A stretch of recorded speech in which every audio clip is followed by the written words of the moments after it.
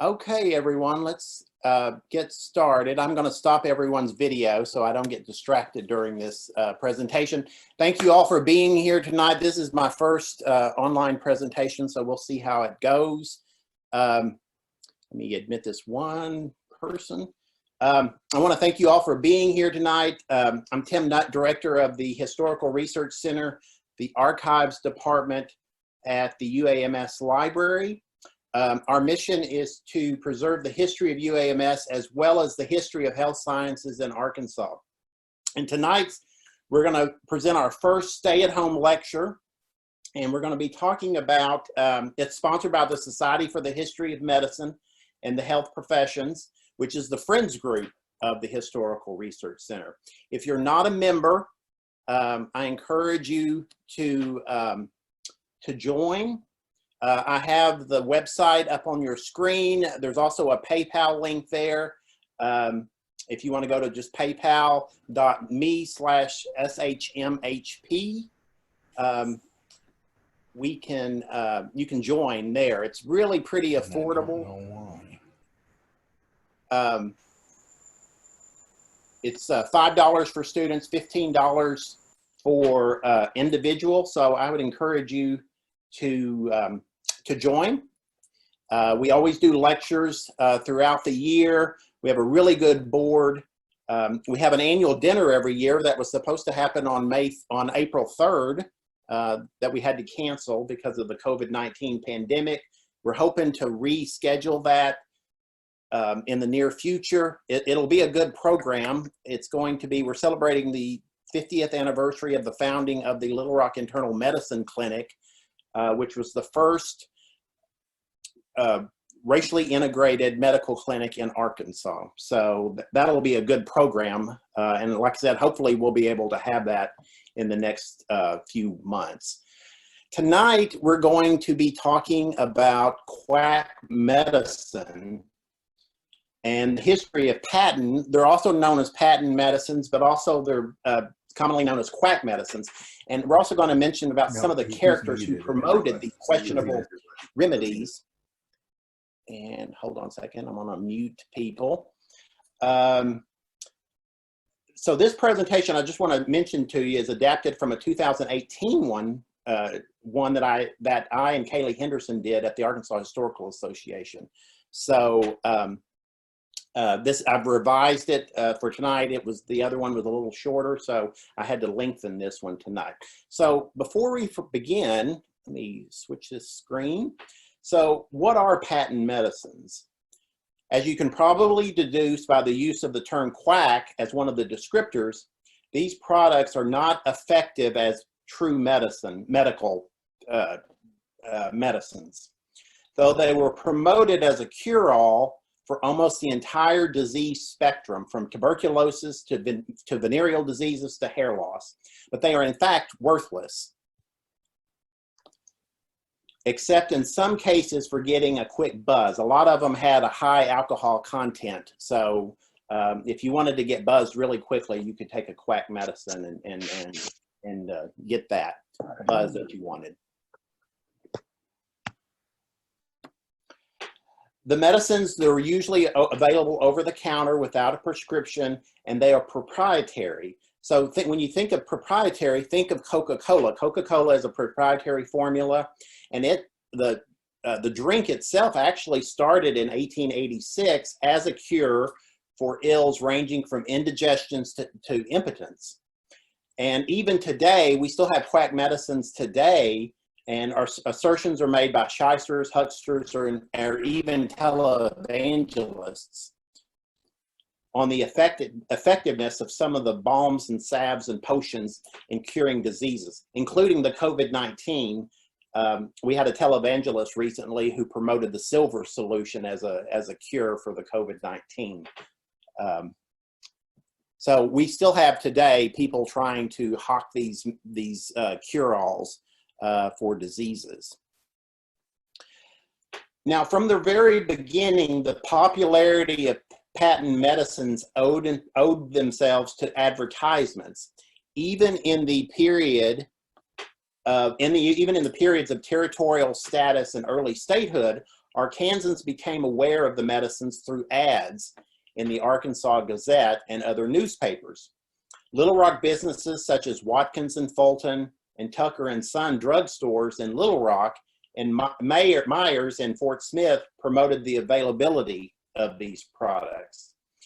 The late 19th and early 20th centuries, though, saw the meteoric rise of the panacea medicines.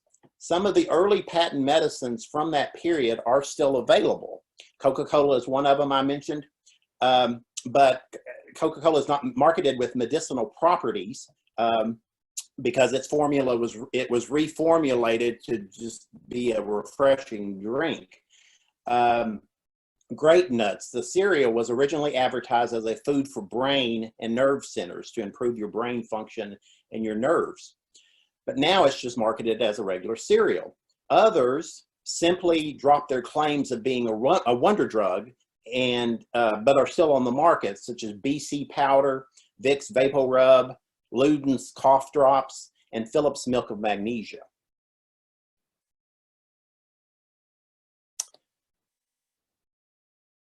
Now, while the patent medicine remained mostly unchecked in the late 19th century, national and state governments began to take a closer look at the truthfulness of the advertisements and if the medicines were actually harmful. Public outrage after the publication of Upton Sinclair's expose on food adulteration and unsanitary conditions in the meat industry, The Jungle, prompted the federal government to take action. In 1906, the Pure Food and Drug Act prohibited the sale of adulterated food or misbranding the label. Products had to list its true ingredients and the product itself could not contain anything that would substitute for food, actual food, be a health hazard, or include a filthy or decomposed substance. You have to wonder what exactly was in those medicines that would constitute, that would cause them to put something in there about filthy or decomposed substance. Now, though most of the patent medicines were produced out of state, locally produced cure-alls were certainly not lacking here in Arkansas. Owing to this, the Arkansas legislators took up the task of regulating the sale and manufacture of patent medicines in the state. Now, there were competing bills when the legislation took up, when it was taken up, the issue was taken up. One bill, sponsored by Senator Marshall Patterson of Woodruff County, was supported by the state's physicians and would have required the formulas for the medicines to be printed on the outside of the label. Now, there was the competing bill, known as the Greenhall bill, was favored by the druggist, the state's druggist and pharmacy industry. And that one was modeled after the National Pure Food and Drug Act, which had been passed a year earlier. Now, that one did not require a disclosure of formulas. Now, the bill was sponsored by Senator Frank Greenhall of Searcy County, and it was ultimately successful and signed by the Arkansas governor.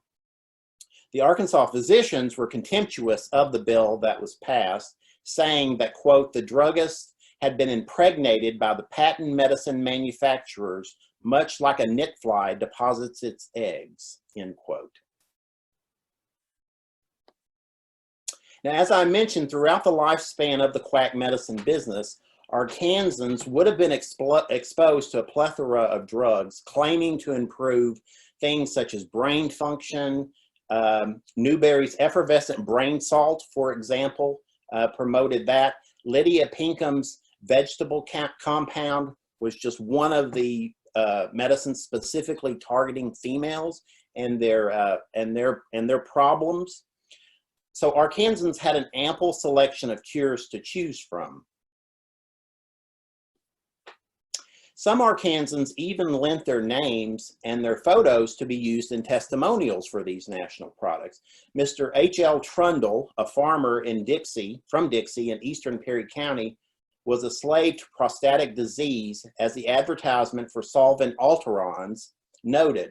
Mr. Trundle, my great-great-grandfather, was afflicted with days of unrest, nights of torture and uneasiness, pain, the frequent calls of nature, but the inability to do so. But after 60 days of continuous use of the famous solvent alterons method, he was cured. And likewise, the wife of R.S. Middleton, also of Dixie, was completely cured by taking GFP, Gersol's female panacea.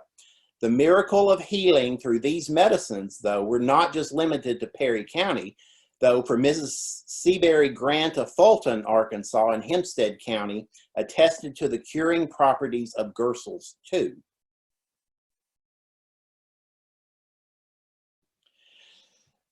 And the opportunities for healing were not just limited to pills and syrups. Devices too that energized or stimulated healing were also marketed to the masses. For men who were nervous, run down, weak, or even unambitious, the Electrovita battery belt provided that much needed jolt of energy for being that jolt of energy that a true man needed. The belt wrapped around the man's waist and provided continuous electrical pulses, courtesy of batteries tucked inside the belt's lining. According to the manufacturer, the batteries would never need charging and would never run out of juice.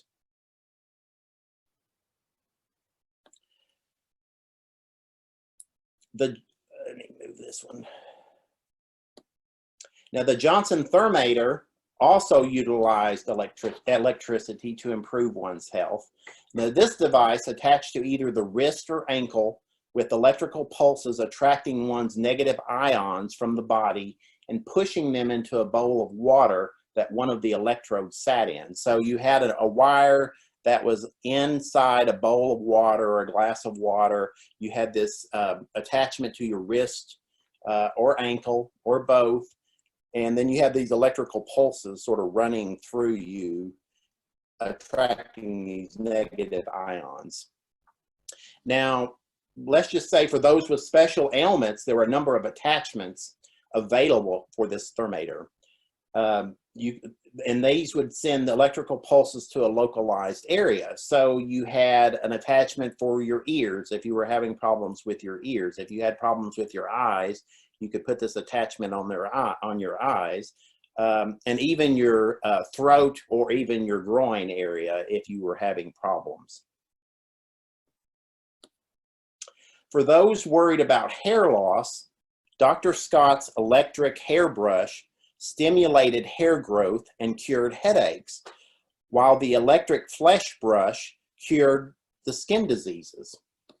In 1911, the Fitzpatrick Drug Company of Arkansas, an Arkansas company in Helena, produced the Phoenix Seminola Hair Restorer, a liquid that supposedly promoted hair growth.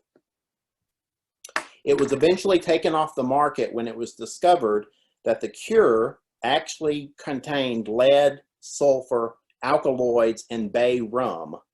The company was convicted of mail fraud, which became a popular way to shut down companies like this. Now, the Fitzpatrick Drug Company illustrates that Arkansas had its share of patent medicines produced within its borders.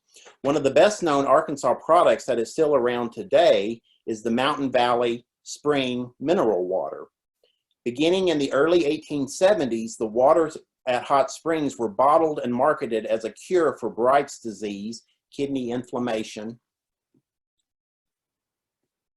rheumatism, and gout. Today, the spring water is still bottled and promoted for its healthy mineral content, but not for its curative properties.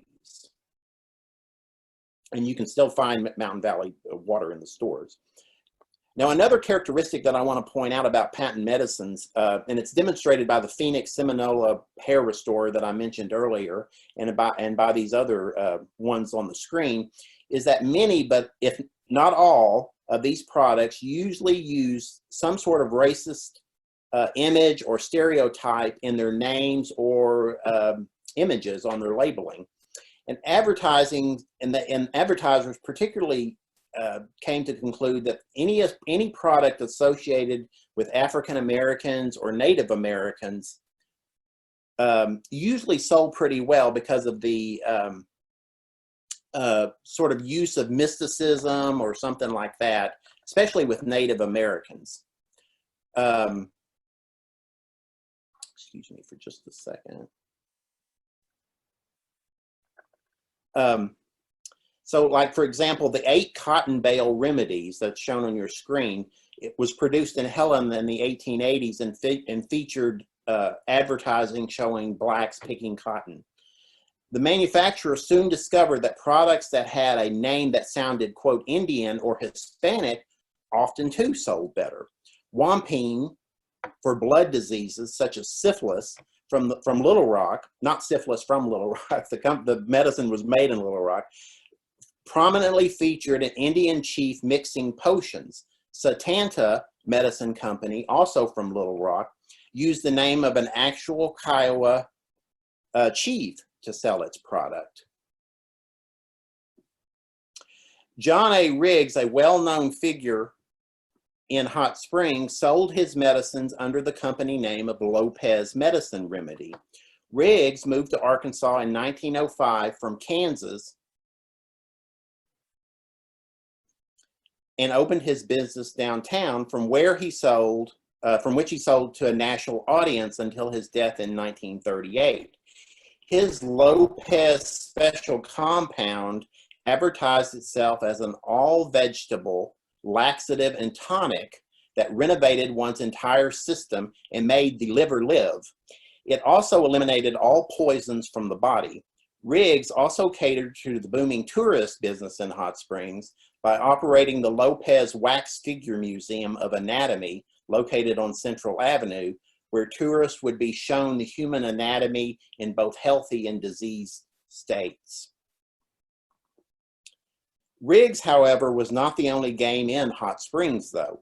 The Microzone Medicine Company told folks that their Microzone medicine was an infallible remedy for blood poisoning. If it failed to cure you, and assuming you didn't die from the blood poisoning, the company would give you $100. Now, I find this interesting that their headquarters was actually located in the Baptist Church on Court Street in Hot Springs. Little Rock, too, Hot Springs wasn't the only city that had its patent medicine companies. Little Rock, too, had its fair share of the companies. The capital city's most famous pharmacy and patent medicine company was Bond's Pharmacy, which issued a whole line of potions and pills. The K&B prescription medicine addressed distressing conditions of the urinary tract, while the pills worked directly on the liver. The pills were small and easy to take. They never sickened the patient, and they would tone up your system, cure your headaches, cure any neuralgia you had. It would cure malaria. If you had malaria, if you were constipated, it cured that. If you had indigestion, you were good to go. And as a bonus, if you had a hangover, it would cure that as well. Now, these medicines were not just, regular folks creating these medicines. Even politicians got into the game. William Chesley Fawcett, the first mayor of Argenta, which is part of modern-day North Little Rock, and his sister Nanka got involved in the quack medicine business as well. In the early 1910s, Nanka, with the assistance from WC, patented Epilol. Each bottle of Epilol, which claimed to cure epilepsy and fits and convulsions, cost $5 and were sold through a company set up by the Fawcetts. The business did not last long, about from 1912 to 1914, which was the year 1914 is the year when WC died, and so the company went defunct. But it's interesting to note that a prominent politician such as WC Fawcett would have a patent medicine business, sort of illustrating the popularity of these medicines. Another interesting aspect of patent medicines was that many of them were marketed for use by humans and animals. The Gregory Medicine Company in Little Rock offered the greatest healing wonder of the 20th century with its antiseptic healing oil, which was good for both internal and external use. It cured the croup, cough, colds, sore throats, hoarseness, and all pains. All flesh wounds would cease to hurt, and it was good for man or beast. B.F. Lackey in Burrell in Faulkner County noted that the antiseptic healing oil cured colic in man or horse in 1 to 3 minutes. And J.C. Lacey of Hamlet, also in Faulkner County, extolled the wonders of the oil by declaring it cured his boy of a severe attack of pneumonia in 1 night's time. Even out-of-staters praised Gregory's oil. E.P. Harper of Star, Mississippi, noted that it took the hurt out of that boy who was going into fits from a nail wound in his foot, and it puts the hog to squealing for his corn, and the hen to her merry cackling, and old barnyard cock to his shrill crowing. The Dr. Riggs Medicine Company, no relation to the John Riggs of the Lopez Medicine Company, advertised their carboline, which was good for piles, corns, and bunions, chapped hands, sore eyes, scald head, blotches, pimples, or any old sore that you might have. Likewise, if your horse had a sore shoulder or your dog had the mange, carboline was for you. As a special bonus, you could remove stains from kid gloves and fine laces. Even smaller towns around Arkansas had drugstores manufacturing their own patent medicines. The C&D drugstore building in Russellville, shown here, was built in 1887 and originally housed the William Brooks Medicine Company. He sold his patent medicines throughout Arkansas and the South. Now, some of his medicines were the Brooks Baby Bow Balm and Brooks Baby Elixir. Brooks Baby Bow Balm was designed for teething, diarrhea, and all bowel troubles for babies. At one time, the Brooks Company bragged that 60,000 babies around the country used its product. In 1891, Brooks sold the business to his associate, Lewis Hood of Chicago, a pharmacist, and the business became Hood Drug Store. This building is still located in Russellville at 121 North Commerce, and is the only building on its block to survive the devastating fire of 1906. Unfortunately, along with patent medicines came so-called doctors who preyed on the sick looking for a cure. Norman Baker, a native of Iowa, had operated the Baker Institute in Muscatine, Iowa, before he came to Arkansas in 1937. He purchased the Crescent Hotel in Eureka Springs, and he opened the Baker Hospital, where he promised to cure cancer with a concoction that consisted of glycerin, carbolic acid, and alcohol, cut with tea, watermelon seed, brown corn silk, and clover leaves. And this liquid was then injected into his patients. At one point, it was estimated that Dr. Baker was bringing in over $500,000 with his business. In 1939, the federal government went after Baker for mail fraud, which again was one of the ways that the government could shut down these patent medicine businesses. The 1940 trial in Little Rock found Baker guilty, and he was sentenced to Leavenworth Penitentiary for 3 years. Many say that the Crescent is still haunted. The Crescent is haunted with those cancer patients taking the fake cure. It's interesting to note that last year, specimen bottles were uncovered on the grounds of the Crescent, and it's a stark reminder of Dr. Baker's hopes on Eureka Springs. Probably the most infamous charlatan is John R. Brinkley, known as the goat gland doctor. Brinkley touted the medical benefits of having goat glands transplanted into men or women who needed rejuvenation. Born in North Carolina, Brinkley bought his medical degree from a diploma mill in Kansas City. He set up his medical practice in Kansas, and then he set up his medical practice in Kansas. He opened his practice. He set up these clinics. He did operations, mainly on men to help with their weakness and lack of virility and vitality. In 1918, he performed his first goat gland operation in a male. Oftentimes, he was intoxicated while he performed the surgery and in less than sterile conditions. Brinkley began promoting goat glands as a cure for 27 ailments ranging from dementia to emphysema to flatulence. He started a direct mail blitz and hired an advertising agent who helped him portray his treatments as turning hapless men into the quote, the ram I am with every lamb, end quote. He also operated on women. He didn't discriminate. He implanted goat ovaries into the women that he operated on. By 1930, his medical license had been revoked by the American Medical Association, and his broadcast license, he also had a radio station where he promoted his business, had been rescinded in Kansas because of his broadcasting obscene material.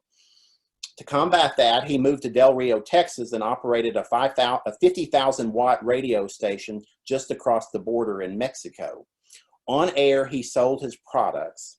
His radio station also helped, interestingly, to launch successful careers of country music artists, including Patsy Montana, Red Foley, Gene Autry, Jimmy Rogers, and the Carter family. Brinkley later moved to Arkansas. He moved to Arkansas in 1938 and set up a hospital downtown, in downtown Little Rock, and at the former country club outside of Little Rock, which is now Mary Lake Monastery. In 1938, his enemies came calling, and the American Medical Association wrote a scathing two-part series denouncing Brinkley as a charlatan. Brinkley sued for libel, but in 1939, the jury found in favor of the American Medical Association, and soon lawsuits began to pile up against Brinkley. The feds came calling soon after, and they charged Brinkley with mail fraud after he filed for bankruptcy. He died in Texas penniless in 1942. Now I'm going to end here. I'm going to end with the goat gland doctor because you can't really go beyond anything more outrageous than that. And I'm going to open it up to questions. And I think we'll be able to, on the chat screen, you should be able to type in a question. So if anyone has a question, let's see if we can get that. I'm going to unmute y'all for a little bit, and so if you have any trouble, just holler out something. So why are we punishing the people who live outside the cities? It seems mindless and cruel, which is to say, it's perfectly consistent with Anybody have any questions? The pandemic was disproportionately hurting rural America. We respond the same way. Towns in Maine, like Rumford and Andover and Buckfield, were highly infected with the coronavirus. Would Bill de Blasio shut down Midtown Manhattan in response? Would the media demand that he do that? Would the professional class in our cities change their lives? That's not me, Tim. Hey. We know the answer to it. Very similar. It's television. I'm going to mute it. Are we able to do a chat? Can we see?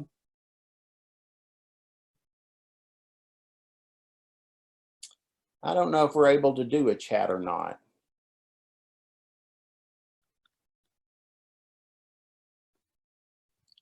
Let's see. There it is, chat. Okay. Thank you, Barbara. I appreciate it.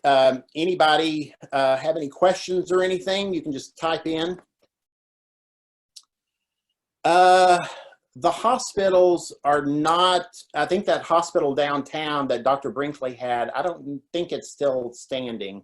The monastery is still standing out at East End, but it's not a hospital. It's a monastery now. Anybody else have any questions? Well, I appreciate you all being here. We are going to have another one of these lectures. We'll probably, it'll be a little bit smoother next time maybe, but I appreciate y'all being here. If you want to email me, you're more than welcome to do that. It's TG as in gone, NUTT @uams.edu. Thank you all. We'll see you next time. Stay safe.